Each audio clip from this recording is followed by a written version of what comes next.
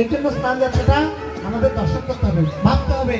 রাজা ইন্দ্রদম্ন স্নান করাচ্ছেন, যে সাই ব্রহ্মণু স্নান করাচ্ছেন, দেবতারা স্নান করাচ্ছেন, আমার যে যারা ভগবানের নিত্য পার্শ্বদেরা বা ভগবানের শুদ্ধ ভক্তগণ স্নান করাচ্ছেন, আর আমি এত সৌভাগ্যবান যে আমি স্নান যাত্রা দর্শন করার আমার সৌভাগ্য হয়েছে। বুঝতে পারছেন? এই জন্য আমাদের এইভাবে করে চিন্তন করতে হবে, এইভাবে আমাদের সুস্থ থাকেন, দূর থেকে দর্শন করবেন, ঠিক আছে।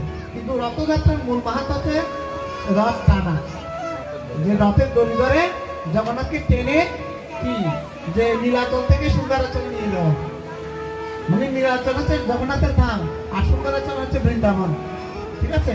পুরী থেকে বৃন্দাবনে হ্যাঁ নিয়ে যায়, পুরুষোত্তম ক্ষেত্র থেকে বৃন্দাবনে নিয়ে যায়।